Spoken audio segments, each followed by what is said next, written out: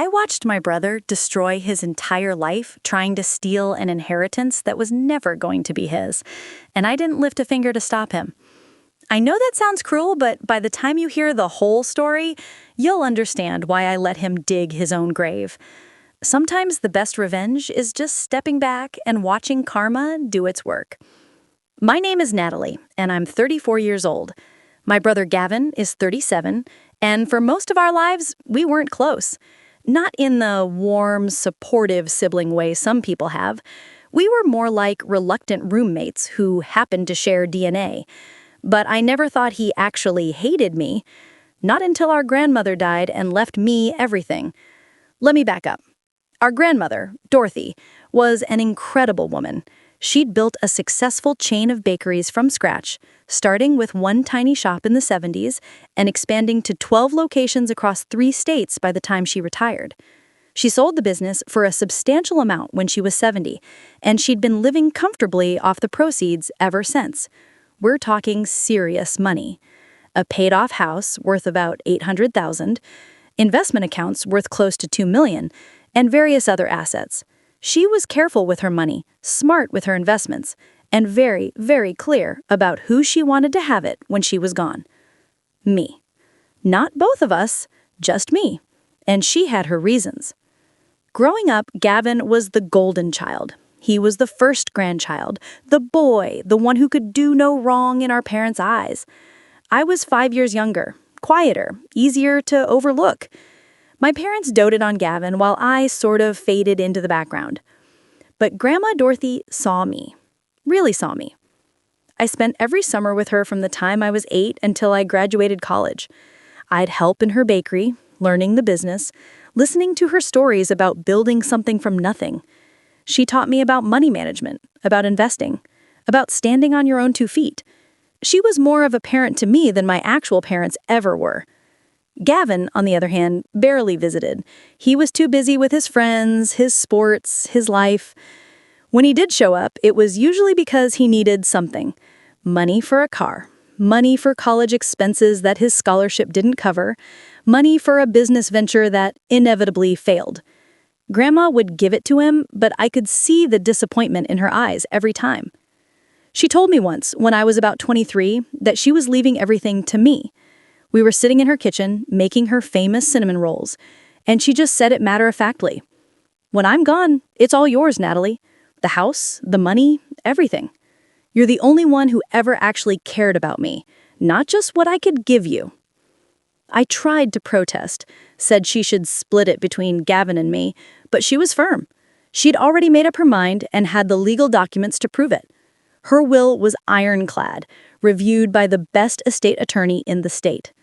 Everything to me, except for a few small items she had designated for Gavin, sentimental things like our grandfather's watch and some family photos.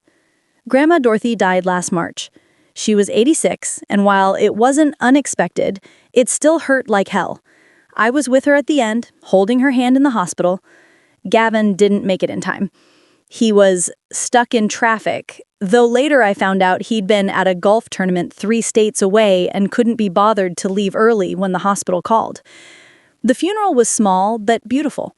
I organized everything, chose the flowers she would have loved, made sure her favorite hymns were played. Gavin showed up late, left early, and spent most of the service on his phone. Our parents didn't seem to notice or care. They were grieving in their own way, I suppose.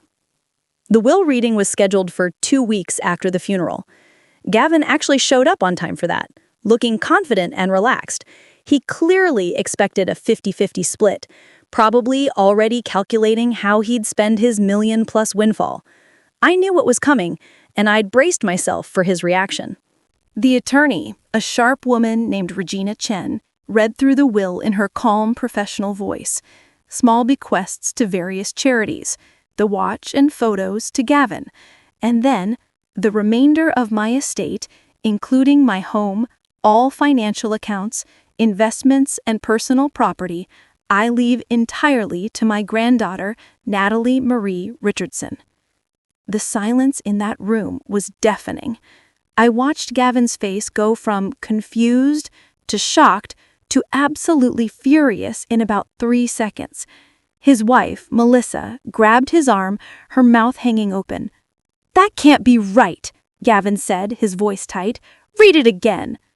Regina did, verbatim. Same result. "This is bullshit," Gavin exploded, standing up. "She was senile. She didn't know what she was doing. This will is invalid." Regina remained calm. Mrs. Richardson was of completely sound mind when this will was drafted 5 years ago and when it was reviewed and reaffirmed 2 years ago. She underwent cognitive assessments both times to ensure there could be no question of her mental capacity. The will is legally binding and will stand up to any challenge. 5 years ago? Gavin turned to me, his face red. "You did this. You manipulated her. You poisoned her against me." I took a deep breath, keeping my voice steady. "Gavin, I had nothing to do with Grandma's decisions. She made this choice on her own." "I don't believe you," he hissed. "You always were a sneaky little manipulator. Even when we were kids, you'd play the victim, make everyone feel sorry for you." Our parents, who'd been sitting quietly, finally spoke up. My father cleared his throat. "Gavin, maybe you should calm down. Your grandmother had the right to distribute her assets as she saw fit." "Are you kidding me?" Gavin whirled on them. "Are you just going to let her steal my inheritance?" "It's not stealing if it was never yours," I said quietly. That was apparently the wrong thing to say. Gavin lunged toward me, and Regina immediately stood up, positioning herself between us. "Mr. Richardson, I'm going to have to ask you to leave. You can contest the will if you choose, but this meeting is over." Gavin stabbed a finger at me. "This isn't over. I'm going to fight this and I'm going to win. You don't deserve that money. You don't deserve anything." He stormed out, Melissa scurrying after him, shooting me a look that could have curdled milk. After they left, Regina turned to me. "Are you okay?" I nodded, though my hands were shaking. "Will he actually be able to contest it?" "He can try, but he won't win. Your grandmother was incredibly thorough. She documented everything, her reasons for the distribution, her mental capacity assessments, everything. Any judge will see that this was entirely her decision, made with full awareness and legal counsel. But I won't lie, he can make the process difficult and expensive." She was right. Within a week, Gavin had hired a lawyer. Within 2 weeks, I received notice that he was formally contesting the will on grounds of undue influence and lack of mental capacity. Regina assured me we'd win, but it would take time and money. What Gavin didn't know was that Grandma Dorothy had anticipated this exact scenario. In a separate letter she'd left with Regina, to be given to me only if Gavin contested the will, she explained everything. She'd documented Gavin's treatment of her over the years, every time he'd asked for money, every visit he'd skipped, every birthday he'd forgotten. She'd documented my visits, my care, my genuine relationship with her. And she'd set aside a specific fund, $200,000, specifically for legal fees to defend the will against any challenge. "Your brother is predictable. He'll fight and he'll be angry. But I want you to have what I've built, and I want you to be able to defend it. Don't feel guilty, sweetheart. You earned this through love and loyalty. He never did." The legal battle stretched on for months. Gavin's lawyer tried every angle. They deposed me, trying to paint me as some kind of con artist. They brought in a psychologist to posthumously evaluate Grandma Dorothy's mental state, but the doctor could only review her medical records, which showed she was sharp as a tack until the very end. Meanwhile, I started noticing things. Gavin was spending money like crazy. New car, luxury vacation to Europe. He'd apparently already told people he was about to inherit a fortune, and he was living like it was already in his bank account.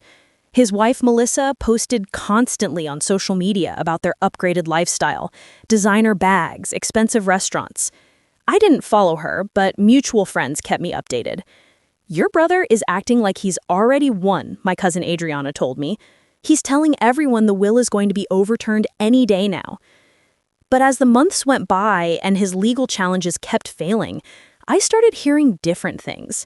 Gavin had taken out loans, big ones, against his expected inheritance.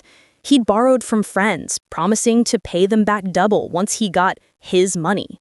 He'd quit his job, a decent position at an insurance company because he said he didn't need to work for someone else anymore. 6 months into the legal battle, Regina called me with news. The judge has reviewed all the evidence and arguments. He's ruling in our favor. The will stands as written. Gavin's appeal has been denied. I felt a wave of relief wash over me. It was finally over. I'd won. Or, rather, Grandma Dorothy's wishes had been honored. The official ruling came down 3 days later. I received my copy of the judgment. I assumed Gavin got his at the same time. He called me that night. I almost didn't answer, but something made me pick up. "You ruined my life," he said without preamble. His voice sounded hollow, defeated. "I didn't do anything," I replied. "Grandma made her choice years ago." "I borrowed money, Natalie. A lot of money. I owe people. I quit my job. Melissa and I bought a house we can't afford because I was so sure I'd get that inheritance." "That was your choice, Gavin. No one forced you to do any of that. You could give me some of it. You don't need all of it, just enough to help me out, to cover what I owe." "No." "What?" I said no. You spent months trying to take everything from me. You called me a manipulator, a liar, a thief. You tried to drag Grandma's name through the mud, claiming she wasn't mentally competent, and now you want me to just hand you money? "You're my brother," he said, and I could hear desperation creeping into his voice. "You're the person who tried to steal my inheritance," I corrected. "Those aren't the same thing." "Please, Natalie, I'm begging you. I'm in serious trouble here." "Then I suggest you get a job and figure it out, like adults do, like I've always done." I hung up. My hands were shaking, but not from fear or sadness, from anger, from vindication. He'd gambled everything on winning, and he'd lost. Over the next few weeks, I learned the full extent of Gavin's self-destruction. He'd borrowed $200,000 from various sources, friends, private lenders. He'd even taken a personal loan from our parents, though they refused to tell me how much. He'd bought a house that was 3 times what he could afford on Melissa's income alone.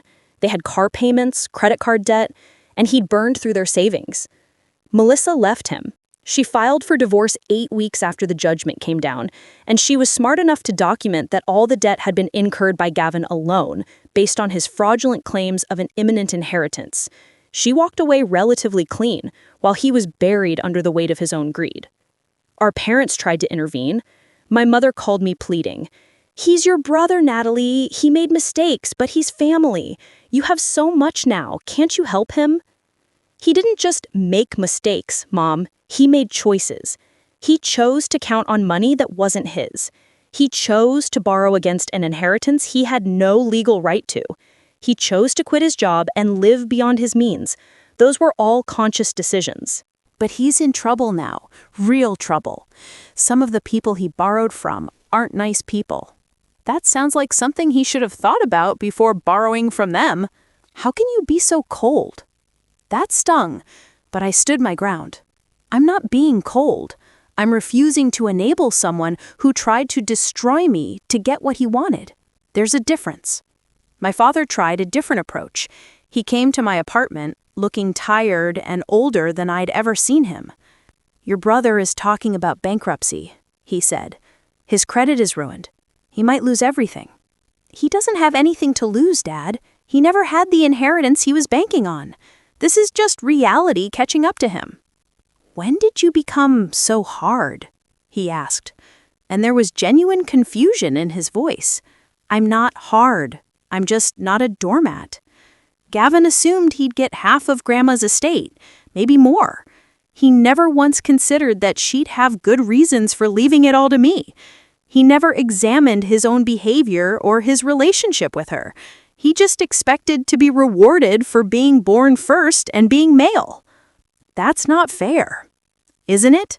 When's the last time Gavin visited Grandma without wanting something?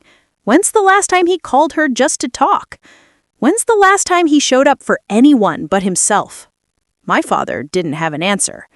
He left shortly after, and I could see the disappointment in his eyes. But I'd lived with their disappointment my whole life. I was used to being the lesser child, the one who didn't quite measure up to Gavin. This was just more of the same. What I wasn't prepared for was Gavin showing up at my door 2 months later. He looked terrible. Thinner, with dark circles under his eyes and clothes that hung off his frame. When I opened the door, he just stood there, staring at me. "Can I come in?" he asked. Every instinct told me to say no, but I stepped aside and let him enter. He walked into my living room, looking around like he'd never seen it before. I'd bought a new place with some of the inheritance money, nothing crazy, but nice, comfortable. Mine. "You've done well for yourself," he said bitterly. "What do you want, Gavin?" He sat down without being invited. "I need $20,000. Just 20. It would solve so many of my problems. I'd pay you back." "No." "Natalie, please, I'm desperate. I've lost everything. My marriage, my house, my job, my friends. Everyone thinks I'm a fraud. I have collection agencies calling me every day. I'm living in a studio apartment that costs more than I can afford. I'm working 3 part-time jobs just to keep my head above water." "And whose fault is that?" His jaw clenched. "I know I made mistakes. I know I screwed up. But you're my sister. You're supposed to help family." "Family?" I repeated. "You mean like how you helped me by trying to steal my inheritance? Like how you called me a manipulator and a liar? Like how you spent 6 months and thousands of dollars trying to prove that Grandma was senile?" I was angry. "You were greedy."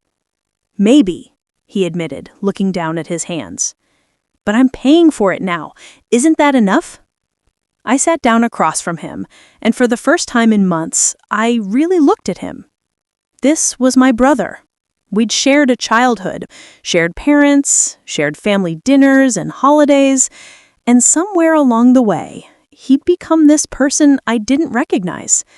This person who felt entitled to things he hadn't earned, who threw tantrums when he didn't get his way, who blamed everyone but himself for his problems. "Do you know why Grandma left everything to me?" "Because you manipulated her." "No, because I was there. For years, Gavin, I was there. Every summer, every holiday I could manage. When she had her hip replaced, I took 2 weeks off work to help her recover. When she was lonely, I called her. When she wanted to talk about Grandpa or her business or anything at all, I listened. I showed up not because I expected anything in return, but because I loved her." "I loved her too," he protested. "Did you? Or did you love what she could give you? Every time you visited, you needed something. Money for this, help with that. You treated her like an ATM with a heartbeat." He flinched, but he didn't deny it. "I'm not giving you money," I continued. "Not $20,000, not $20. Because it won't help you. You'll just use it to temporarily patch over the consequences of your actions, and then you'll be right back where you started, looking for the next person to bail you out." "So you're just gonna watch me drown?" "You're not drowning, Gavin. You're learning to swim. For the first time in your life, you're experiencing real consequences for your choices. And as much as that sucks, it's necessary. This is what growing up looks like." He stood up, his face flushed with anger. "You're really gonna sit there in your nice apartment with your millions in the bank and lecture me about growing up?" "Yeah, I am. Because I didn't inherit this money by accident. Grandma chose me because I earned her trust and her love, not through manipulation, but through decades of actually caring about her as a person. You could have done the same. You chose not to." "I hate you," he said, and his voice cracked. "I know, but that's your problem, not mine." He left without another word, slamming the door hard enough to rattle the frame. I sat there for a long time afterward, feeling a strange mix of emotions. Guilt, because he was still my brother, and seeing him in pain hurt. Relief, because I'd stood my ground. And something else. Pride, maybe. Or just peace. I'd honored Grandma Dorothy's wishes, and I'd refuse to let Gavin manipulate me into betraying them. The next few months were quiet. I heard through the family grapevine that Gavin had filed for bankruptcy. His debts were discharged, but his credit was destroyed. He'd moved back in with our parents temporarily, which couldn't have been easy for his ego. He was working as a manager at a retail store, a significant step down from his previous career. I used the inheritance wisely. I paid off my student loans. I bought that apartment outright, no mortgage. I invested most of the rest, setting myself up for long-term financial security. And I donated a significant amount to causes Grandma had cared about: women's business initiatives and literacy programs. I also started a scholarship fund in Grandma Dorothy's name at the culinary school where she'd learned to bake decades ago. Every year it would help a young woman pursue her dreams, just like Grandma had pursued hers. That felt right. That felt like honoring her legacy in a way she would have loved. About a year after everything went down, I got an unexpected letter in the mail. It was from Gavin. I almost threw it away without reading it, but curiosity got the better of me. The letter was short. He apologized, not for trying to get the inheritance, which I noticed, but for the way things went down. He said he'd been in therapy, working on himself. He said he understood now why Grandma made the choice she did. He said he hoped someday we could have a relationship again. He didn't ask for money. That was notable. I didn't respond immediately. I let the letter sit on my kitchen counter for weeks, reading it occasionally, trying to decide how I felt. Eventually, I wrote back. My letter was shorter than his. Gavin, I appreciate your apology. I hope therapy is helping you. I'm not ready for a relationship yet, but I'm not ruling it out forever. Work on yourself. Prove that you've actually changed, not just to me, but to yourself. Maybe someday we can talk. Natalie. It's been 2 years now since Grandma Dorothy died. Gavin and I have exchanged a few emails, always brief, always surface level. He's still working retail management, but apparently gotten a promotion. He's dating someone new. He's renting a small house and living within his means. He sends me updates sometimes, not asking for anything, just telling me what's going on in his life. I don't know if we'll ever be close. I don't know if I can ever fully trust him again. But I think he might actually be learning. He's working hard, earning his own way, building a life based on reality instead of expectations. As for me, I'm doing well. Really well. I left my job and started my own business, something I'd been dreaming about for years but never had the capital to attempt. Grandma's inheritance gave me that chance. The business is thriving, and I'm proud of what I've built. I think Grandma would be proud too. I visit her grave every few months, bringing flowers and telling her about my life. I tell her about the business, about the scholarship fund, about all the ways her generosity has changed my life. And sometimes I tell her about Gavin, about how he destroyed himself trying to take what wasn't his, about how I watched him do it without intervening. I used to feel guilty about that, but I don't anymore. Here's what I've learned. Sometimes the most loving thing you can do for someone is let them fail. Let them experience the full weight of their bad decisions. Don't cushion the fall. Don't soften the blow. Let them hit bottom, because that's the only way they'll learn to climb back up on their own. If I'd given Gavin money, if I'd bailed him out, what would he have learned? Nothing. He would have learned that if he pushes hard enough, someone will always rescue him. He would have learned that consequences are optional if you can find the right person to manipulate. He would have learned that he doesn't need to change because the world will bend around his bad behavior. Instead, he learned something much more valuable. He learned that actions have consequences.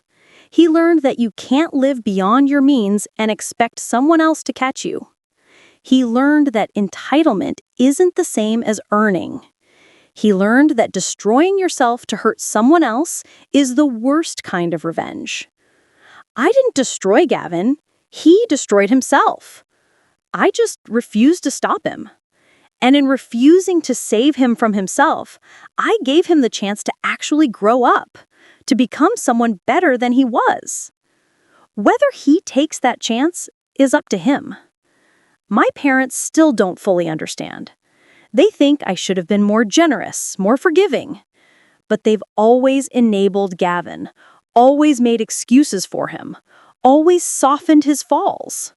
That's part of why he became who he became. They meant well, but their help hurt him in the long run. I chose a different path, the harder path, the path of tough love and firm boundaries. And I sleep well at night knowing that I honored Grandma Dorothy's wishes, protected what she worked so hard to build, and refused to participate in my brother's self-destruction. Gavin tried to steal my inheritance, and in the process, he stole his own future. He gambled everything on greed and entitlement, and he lost. I could have saved him from the consequences. Instead, I let him experience them fully. Some people might call that cruel. I call it necessary. Because here's the truth that took me years to understand. You can't help someone who won't help themselves. You can't save someone from consequences they've earned. And you shouldn't sacrifice your own well-being to enable someone else's dysfunction. Grandma Dorothy knew that. She knew Gavin needed to hit rock bottom. She knew giving him money would just postpone the inevitable. She chose to give everything to me, not just because I'd earned it, but because she knew I'd protect it. She knew I wouldn't let guilt or family pressure make me squander what she'd built. I've honored that trust. I've used her gift wisely. I've built a life I'm proud of. And when I look in the mirror, I see someone who stood firm in the face of massive pressure. Someone who chose self-respect over keeping the peace. Someone who understood that real love sometimes looks like saying no.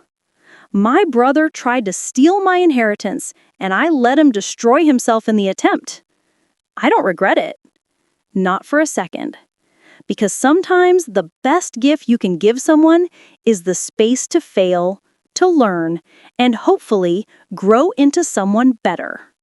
Whether Gavin takes that gift is his choice, but I gave it to him by refusing to stand in the way of his own consequences. And that, I think, is something Grandma Dorothy would understand perfectly.